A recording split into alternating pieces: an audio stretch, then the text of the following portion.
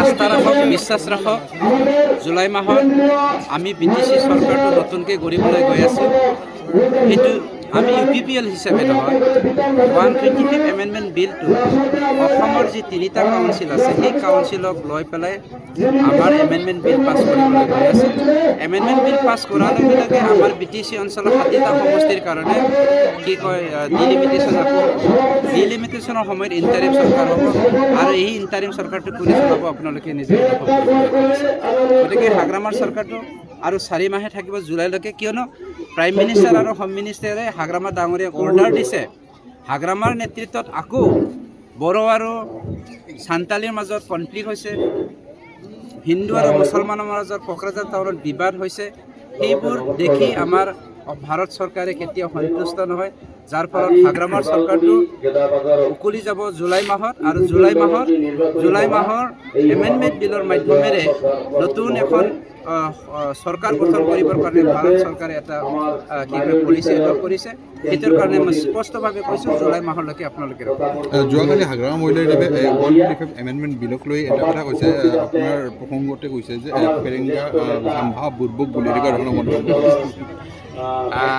হাগ্ৰামা বুৰ্বক নে চিয়ান তেওঁ নিজে কৈ ল'ব, কিয়নো তেওঁ সহ্য কৰিব পৰা নাই। কিয় সহ্য কৰিব পৰা নাই তেওঁক আপোনালোকে প্ৰশ্ন কৰক। কেতিয়াবা আপোনাৰ এনুৱেল যি আমাৰ হেৰি হয় বাজেট হয়, বাজেটটো 4 মাহৰ কাৰণে হয় নেকি? ক'ৰবাত দেখিছে আপোনালোকে? কোৱাৰ্টাৰলি বাজেটটো কেতিয়াও নহয়। 1 বছৰৰ বাজেট কৰাৰ পাছতহে আমি কোৱাৰ্টাৰলি বাজেট কৰিব পাৰি। এডিশ্যনেল বাজেট কৈছা 4 মাহৰ কিয় বাজেট কৰিলে? এই 4 মাহৰ বাজেটটো জুলাই মাহৰ আপোনাৰ ছামাৰ পাৰ্লিয়ামেণ্ট ছেশ্যনলৈকে কিয় মিল খালে, সেইটো প্ৰশ্ন কৰিলে। আপোনাৰ মনোনয়ন পত্ৰ দাখিলৰ দিন আপোনাৰ সতীৰ্থ চাইখং বসুমতাৰী আপোনাৰ লগত আছে, চাইখং বসুমতাৰী দল ত্যাগ কৰিলে, কি ক'ব আপুনি? নিজৰ উদ্দেশ্য থাকে আৰু ৰাজনীতিটো 2টা কাৰণত মানুহে ভাগ লয়। মানৱ চৰিত্ৰ সেইটো হয়। এটা চৰিত্ৰটো হয় যি ব্যক্তিয়ে নিজৰ ভাষা, সংস্কৃতি, ৰীতি নীতি লগায়, নিজক কৰিবৰ কাৰণে ৰাজনীতিকভাৱে ভাগ লয়। এখেত এজন আমাৰ ৰাজনীতিবিদ। অন্য এজন ৰাজনীতিবিদটো হ'ল যি মানুহজনে নিজৰ চেলফিছনেছৰ কাৰণে ৰাজনীতিত ভাগ লয় আৰু বান্দৰৰ নিচিনা ইপাৰ সিপাৰ জাপ মাৰি থাকে, তেনেকুৱা এজন ৰাজনীতিবিদ। গতিকে আপোনালোকে বাছি ল'লে হ'ল। শেষ প্ৰশ্ন, কিমান মাৰ্জিন দেখা পাইছে? মাৰ্জিন নহয়, মাৰ্জিনটো মই তেনেকৈ এশত ক'বলৈ যোৱা নাই, বিপুল। আপুনি চাওক, 37,000 মুছলমান ভোটে NTBJP ঢৌ হোৱাৰ কাৰণে BPF-ক ভোট দিছিল। তথাপিও তেওঁলোকে 12,000হে আমাতকৈ বেছি আছিল। আজি 37,000 মুছলমান ভোটে BPF বিৰোধী, NDA বিৰোধী, BJP বিৰোধী কাক ভোট দিবলৈ গৈছে। কাক দিবলৈ গৈছে আপোনালোকে চাওক।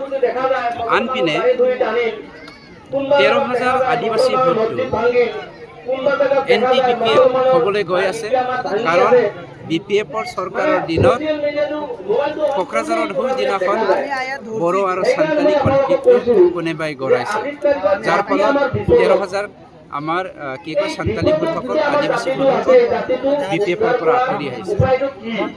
23,000 ৰাজবংশী ভোট, যি 23,000 ৰাজবংশী ভাইসকলক, ভনীসকলক আভুৱাই এটা প্ৰতিশ্ৰুতি দি পেলাই ST দিম বুলি মানুহক ৰাম ঠগন দিলে, এটা জাতিক ৰাম ঠগন দিলে।